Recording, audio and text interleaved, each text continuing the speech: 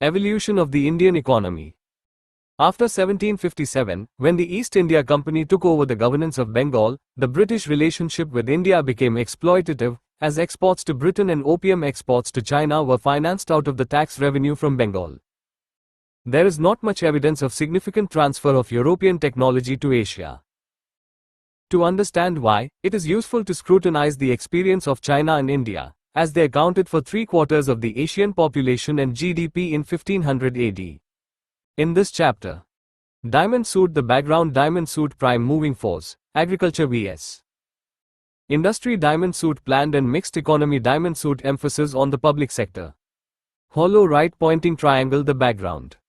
The economic profile of India was in complete distress at the time of independence. Being a typical case of colonial economy, India was serving a purpose of development not for herself but for a foreign land, the United Kingdom.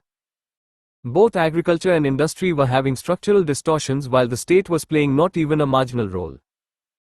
During the half-century before India became independent, the world was having accelerated development and expansion in its agriculture and industry on the shoulders of the active role being played by the states, with the same happening in the UK itself.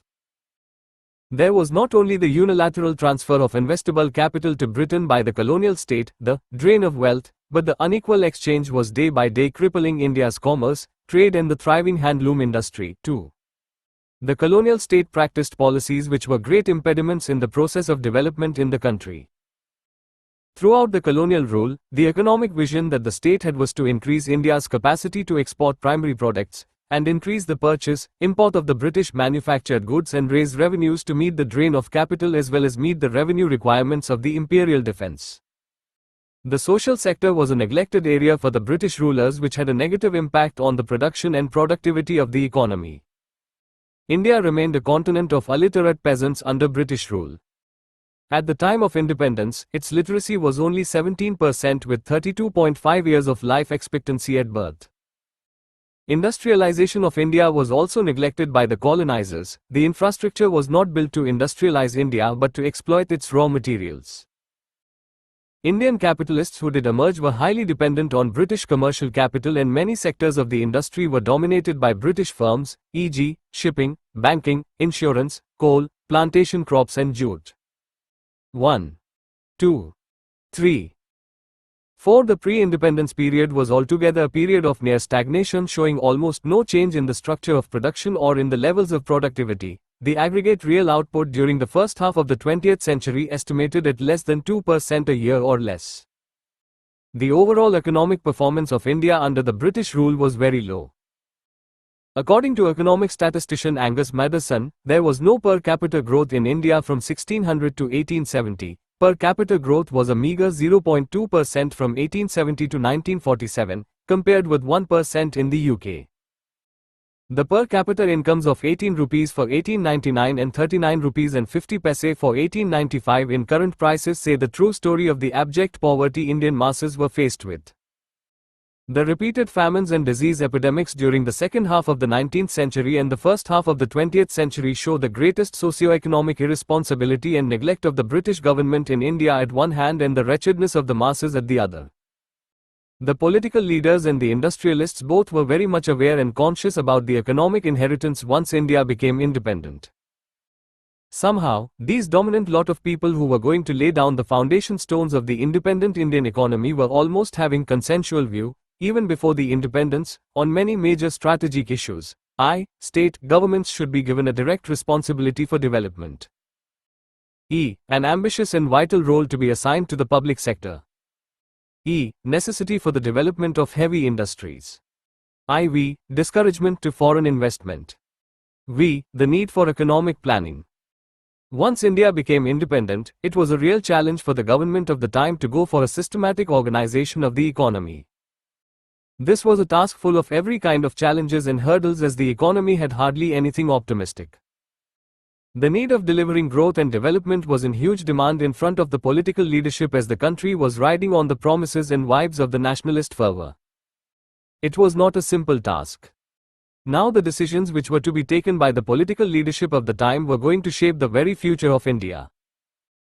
Many important and strategic decisions were taken only by 1956 which shaped Indian economic journey till date, Undoubtedly, they heavily dominated the pre-reform period, but the post-reform period is also not completely free of their impact.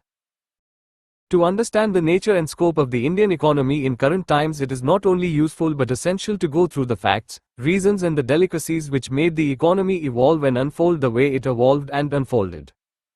A brief overview follows. Hollow right pointing triangle prime moving force, agriculture vs. industry. A topical issue of the debate regarding India has been the choice for the sector which will lead the process of development. The government of the time opted for industry to be India's prime moving force of the economy. Whether India should have gone for agriculture as its prime moving force for better prospects of development is a highly debatable issue even today among experts. Every economy has to go for its development through exploitation of its natural and human resources. There are priorities of objectives set by the economy which is attempted to be realized. 5, 6, 7, 8, 9 in a proper time frame. The availability and non-availability of resources, natural as well as human, are not the only issues which make an economy decide whether to opt for agriculture or industry as its prime moving force. There are many more socio-political compulsions and objectives which play their roles in such decision-making. The political leadership selected industry as the leading force of the economy after independence. This was already decided by the dominant group of the nationalist leaders way back in the mid-1930s when they felt the need for economic planning in India before setting up the National Planning Committee in 1938. Given the available resource base, it seems an illogical decision as India lacked all those prerequisites which could suggest the declaration of industry as its prime mover. Almost no presence of infrastructure sector, i.e., power, transportation and communication. Negligible presence of the infrastructure industries, i.e., iron and steel, cement, coal, crude oil, oil refining and electricity. Lack of investable capital, either by the government or the private sector. Absence of required technology to support the process of industrialization and no research and development. Lack of skilled manpower. Absence of entrepreneurship among the people. Absence of a market for industrial goods. Many other socio-psychological factors which acted as negative forces for the proper industrialization of the economy.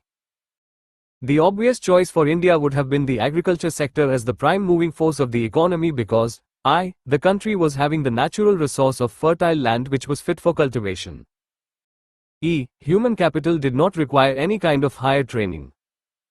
By only organizing our land ownership, irrigation and other inputs to agriculture, India could have gone for better prospects of development.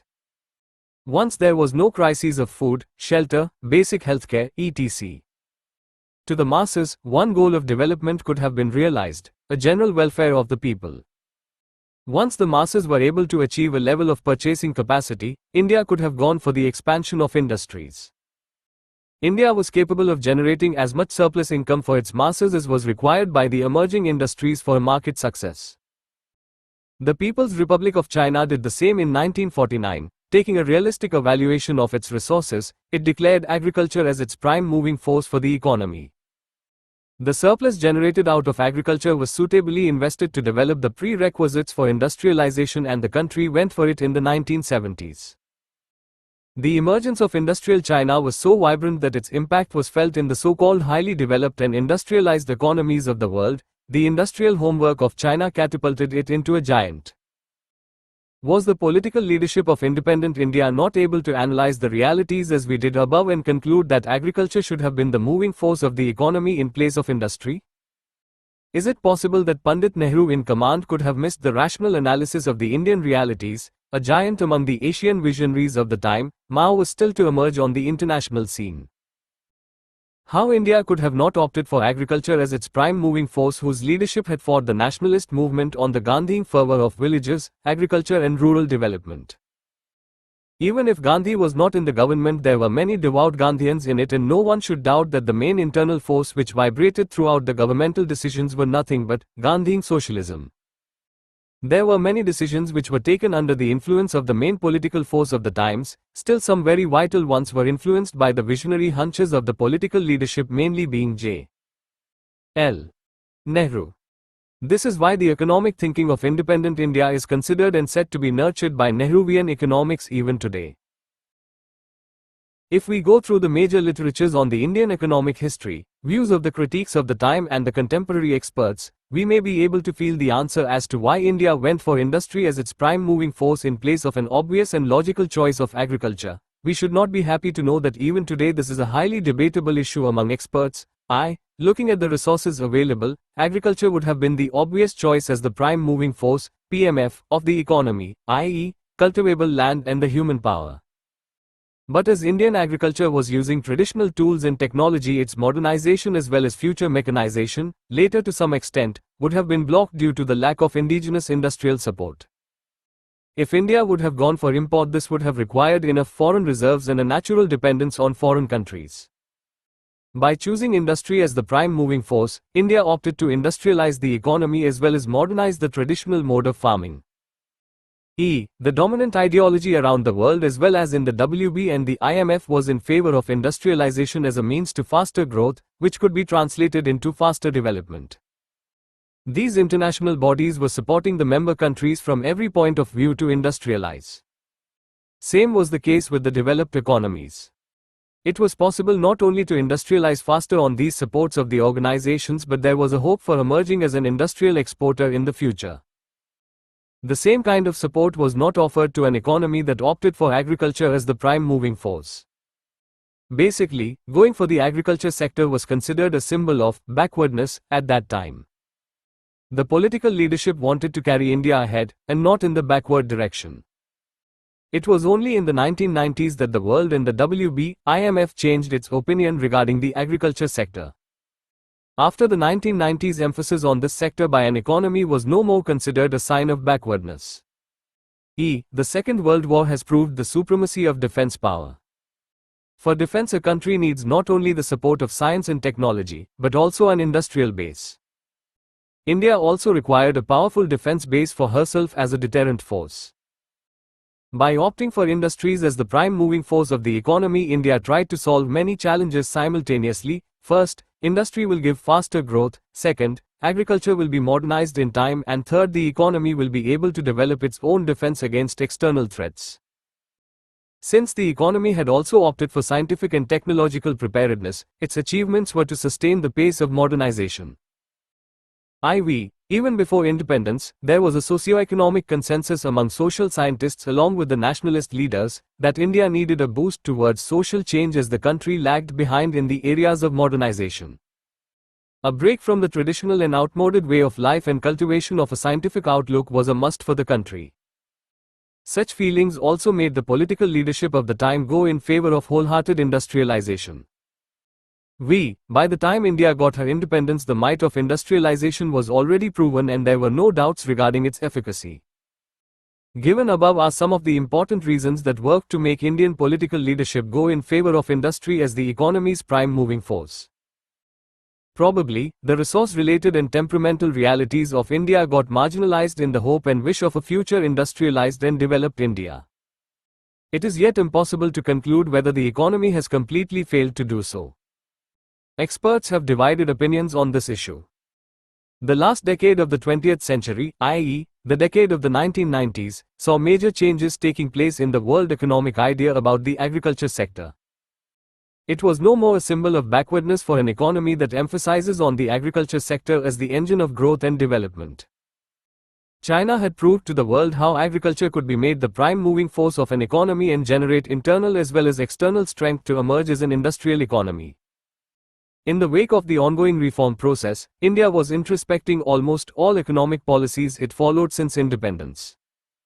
It was time for the agriculture sector to have the prime attention. A major shift took place in the Indian economic thinking when the government announced in 2002 that from now onwards, in place of industry, agriculture will be the prime moving force of the economy. This was a policy shift of historic importance which was announced by the highest economic think tank of the country, the Planning Commission, as the economy commenced the 10th Plan, 2002-07. As per the Planning Commission, such a policy shift will solve the three major challenges faced by the economy. Economy will be able to achieve food security with the increase in agricultural production. Besides, the agricultural surplus will generate exports in the globalizing world economy benefiting out of the WTO regime. The challenge of poverty alleviation will be solved to a great extent as the emphasis will make agriculture a higher income generating occupation and induce growth in the rural economy by generating more gainful employment. The situation of India as an example of market failure will cease. Though the world's perception regarding agriculture had changed by the mid-1990s, India recognizes the sector as the prime moving force of the economy a bit late, i.e., by 2002. Now, there is a consensus among experts and policymakers regarding the role of agriculture in the Indian economy. Agriculture and allied activities remain the major source of livelihood for nearly half of the Indian population, its share in employment being 48.7%, with 16.5% contribution in the GDP. Once India started the process of economic reforms, it commenced in the industrial sector. As the economy had got its structure through the successive industrial policies, it looks a normal thing. To the extent the agriculture sector is concerned, reforms were initiated a bit late, better say by early 2000s. Three major reasons may be cited for this delay. Agriculture being always open for the private sector, it was now difficult to go for further privatization for encouraging investments. The need was for corporate and contract farming under the leadership of the corporate world. 10, 11, 12, 13. Lack of awareness about the contours of the economic reforms among the farm community. The heavy dependency of population on agriculture for livelihood could not permit the government to go for the right kind of agricultural reforms at the right time. First, the industrial sector, via manufacturing, needed expansion to lessen the population dependency on the agriculture sector. Any one sector in which the governments at the center and states have been facing the biggest hurdles has been the farm sector. The major reform needs and the hurdles being faced may be summed up in the following points. A national agri-market is the need of the hour, but there lacks a political will among the majority of states to put in place a right kind of agricultural produce market committees. The need of promoting corporate investment in the farm sector is hurdled by the lack of an effective and transparent land acquisition law. Labor reforms needs fine-tuning to promote industrial farming, which is hurdled by a long tradition of complex kind of labor laws of the country. Farm mechanization is hindered by the lack of investment in industries. Research and development needs huge investment from the private sector, but there lacks a conducive atmosphere for it. Right kind of downstream and upstream requirements together with a proper kind of supply chain management is absent in the area of agri-goods. Expansion of the right kind of commodity trading in agri-commodities. Strengthening the farm sector to face the competition posed by the agricultural sector of the developed world, with regard subsidies in prices, in wake of the globalizing world economy. Making farming remunerative to check farm crisis of contemporary times. Experts believe that for taking the right policy steps in the sector there needs a high degree of federal maturity in the country. Increased awareness among farmers together with the right government support to prevent farm distress will serve the purpose in a great way. Hollow right pointing triangle planned and mixed economy. Independent India was declared to be a planned and a mixed economy. India needed national planning, which was decided by the political leadership almost a decade before independence. India was not only facing regional disparities at the level of resources, but inter-regional disparities were also prevalent since centuries. Mass poverty could only be remedied once the government started the process of economic planning. Economic planning was thus considered an established tool of doing away with such disparities. Basically, it was the abject poverty of the masses which made the government go for planning so that it could play an active role in the allocation of resources and mobilize them for equitable growth and development. Though India was constitutionally declared a federation of states, in the process of planning, the authority of regulation, directing and undertaking economic activities got more and more centralized in the union government. 14. India's decision for a planned economy was also molded by some contemporary experiences in the world. Firstly, the Great Depression of 1929 and the Reconstruction challenges after the Second World War had made experts to conclude in favor of a state intervention in the economy, opposite to the contemporary idea of non-interference, as proposed by Adam Smith. Secondly, it was the same time that the command economies, i.e., state economies, of the Soviet Union and the East European countries started making news about their faster economic growth. In the 1950s and 1960s, the dominant view among policymakers around the world was in favor of an active role of the state in the economy. Thirdly, a dominant role for the state in the economy to neutralize market failure situations, as happened during the period of the Great Depression when demand fell down to the lowest levels, was gaining ground around the world. For many newly independent developing nations, economic planning was therefore an obvious choice. Economic planning was considered to help states to mobilize resources to realize the prioritized objectives in a well-defined time frame. Once the political leadership had decided in favor of a planned economy for India and a major role for the state in the economy, they needed to clarify about the organizational nature of the economy, whether it was to be a state economy or a mixed economy, because planning was not possible in a free market economy, i.e., capitalistic economy. The idea of planning in India was inspired from the Soviet planning, which was a command economy and did not suit the requirements of democratic India, which was still now a privately owned economy. The dominant force behind planning in India, at least after independence, was Nehru himself, who had strong socialist leanings. He thought it important to define the role of the state in the economy, which was going to be at times similar to the state in the Soviet Union and at times completely dissimilar to it.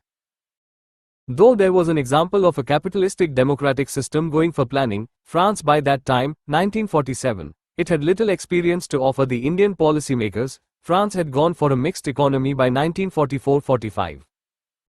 With the basic urge to accelerate the process of economic growth, the planners went to define the respective roles of the state and the market in the very first plan itself. The following lines look refreshingly ahead of the times and crystal clear about the scope of the government's role in the economy vis-a-vis the private sector. This brings us to the problem of the techniques of planning. A possible approach to the problem is, as mentioned earlier, through a more or less complete nationalization of the means of production and extensive system of government controls on the allocation of resources and on the distribution of the national product.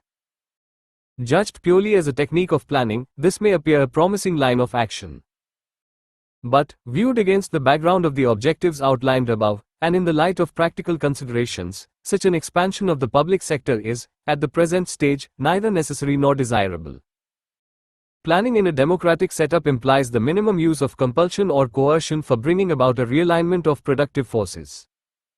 The resources available to the public sector have, at this stage, to be utilized for investment along new lines rather than in acquisition of existing productive capacity. Public ownership of the means of production may be necessary in certain cases. Public regulation and control in certain others. The private sector has, however, to continue to play an important part in production as well as in distribution. Planning under recent conditions thus means, in practice, an economy guided and directed by the state and operated partly through direct state action and partly through private initiative and effort. The above quoted lines are imaginatively ahead of the times. It will be suitable to note here that as 1950s and 1960s made the world experts favor 16, 17, 18. 19 state intervention in the economy, the East Asian miracle of the coming 3 decades was going to define the very limits of such an intervention.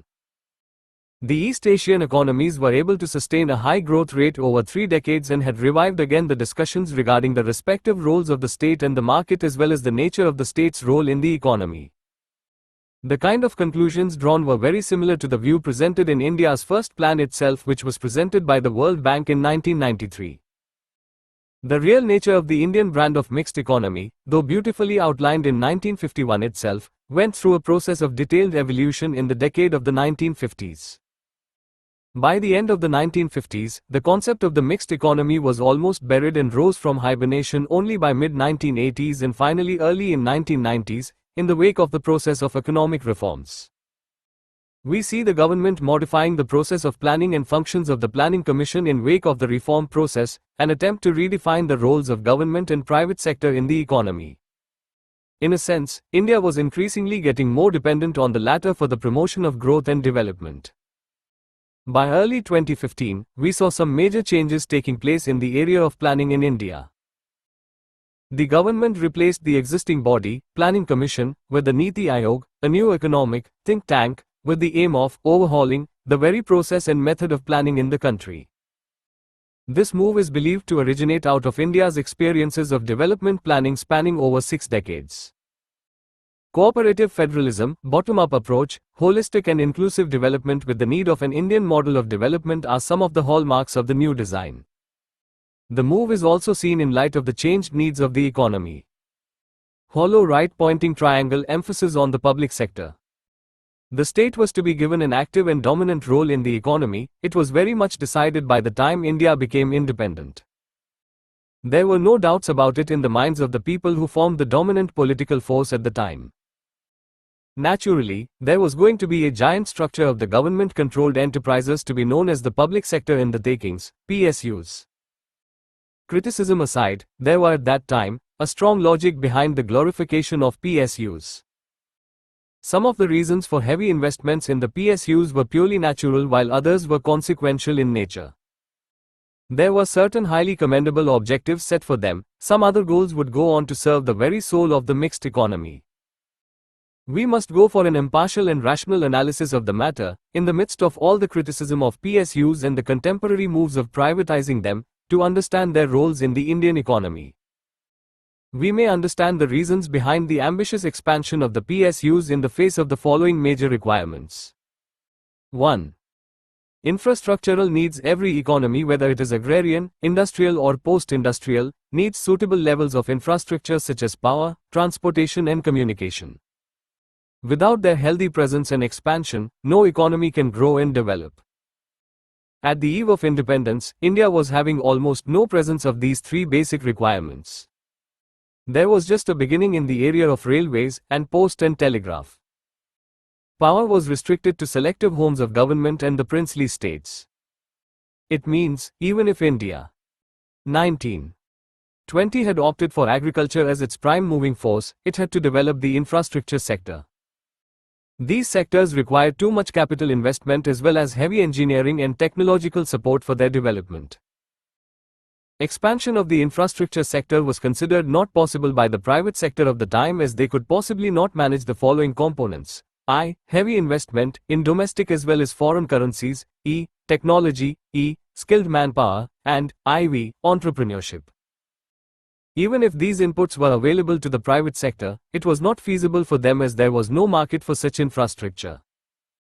These infrastructures were essential for the economy, but they needed either subsidized or almost free supply as the masses lacked the market-determined purchasing capacity. Under these typical conditions, it was only the government which could have shouldered the responsibility. The government could have managed not only the inputs required for the development of the sector, but could also supply and distribute them to the needy areas and the consumers for the proper growth of the economy. There were no alternatives, and that is why the infrastructure sector in India has such a dominant state presence that many areas have obvious government monopolies, as in power, railways, aviation, telecommunication, etc. 2. Industrial needs. India had opted for the industrial sector as its prime moving force, as we saw in the earlier pages. Now there were some areas of industries which the government had to invest in, due to several compulsive reasons. For industrialization to take place, the presence of certain industries is essential. These industries have been called in the country by different names: basic industries, infrastructure industries, core sector. To the initial group of 6 industries, in 2013 2 new industries, natural gas and fertilizers, were added. The combined weight of these 8 industries in the new series of Index of Industrial Production, IIP, is 40.27%. These industries are, their percentage weights in IIP given in brackets: I. Refinery products, 11.29, E. Electricity, 7.99, E. Steel, 7.22, IV. Coal, 4.16, V. Crude oil, 3.62, V. Natural gas, 2.77, V. Cement, 2.16, V. Fertilizers, 1.06. Similar to the infrastructure sector, these basic industries also require high level of capital, technology, skilled manpower and articulation in entrepreneurship, which was again considered not feasible for the private sector of the time to manage. Even if the private sector supplied goods from the basic industries, they might not be able to sell their products in the market due to the lower purchasing power of the consumers. Perhaps, that is why again the responsibility of developing the basic industries was taken up by the government. Out of the 6 basic industries, the cement industry had some strength in the private sector. 21 while in the iron and steel industry a lone private company was present. The coal industry was controlled by the private sector and crude oil and refining was just a beginning by then. The level of demands of an industrializing India was never to be met by the existing strength of the basic industries. Neither the required level of expansion in them was possible by the existing number of private players. With no choice left, the government decided to play the main role in industrializing the country. In many of them we as a result, see a natural monopoly for the PSUs again. 3. Employment generation. The PSUs were also seen as an important part of the employment generation strategy. A government in a democratic setup cannot think only economics, but it has to realize the socio-political dimensions of the nation too. The country was faced with the serious problem of poverty and the workforce was increasing at a fast rate. Giving employment to the poor people is a time-tested tool of poverty alleviation. The PSUs were thought to create enough jobs for the employable workforce of the economy. There was also felt an immediacy for a social change in the country. The poverty of a greater section of the country was somehow connected to the age-old caste system which propitiated the stronghold of the upper castes on the ownership of land, which was the only means of income and livelihood for almost above 80% of the population. Along with the ambitious policy of land reforms, the government decided to provide reservations to the weaker sections of the society in government jobs. The upcoming PSUs were supposed to put such jobs at the disposal of the government which could have been distributed along the decided reservation policy. Such reservations were considered an economic tool for social change. In the highly capital-intensive sectors in which the government companies were going to enter, managing investable funds to set them up was not going to be an easy task. The government did manage the funds with sources like taxation, internal and external borrowing and even taking last refuge in the printing of fresh currencies. The government went to justify the high taxation and heavy public indebtedness in supplying employment to the Indian employable population. The PSUs were considered by the government as the focus of the trickle-down effect. The government did everything to set up and run the PSUs as the benefits were supposed to percolate to the masses, finally reinforcing growth and development in the country. Employment in the PSUs was seen as the effort of the trickle-down theory, simply said. At a point of time, Nehru even mentioned the PSUs as the temples of modern India. The government went to commit even a job in every household via the PSUs, without calculating the dimensions of the future labor force in the country and the required resources to create jobs at such a high scale. But the government went on creating new PSUs without analyzing the fiscal repercussions, moreover believing them to be the real engine of equitable growth. The employment generation responsibility of the PSUs was extended to such an extent by the government that most of them had oversupply of the labor force which started draining its profits on account of salaries, wages, pensions and provident funds. The latter too had late financial impact. 4. Profit and development of the social sector. The investment to be made by the government in PSUs was in the nature of asset creation and these entities were to be involved in production activities. It was natural for the government to gain control over the profits and dividends accruing from them. The goods and services the PSUs produced and sold provided disposable income to the government. The government had a conscious policy of spending the income generated by the PSUs. They were to be used in the supply of the social goods, or what is called the public goods. And thus, India was to have a developed social sector. By social goods the government meant the universal supply of certain goods and services to the citizen. These included education, healthcare, nutrition, drinking water, social security, etc. In India, it means that the PSUs were also visioned as the revenue generators for the development of the social sector. Due to many reasons the PSUs would not be able to generate as much profit as was required for the healthy development of the social sector. This eventually hampered the availability of public goods in the country.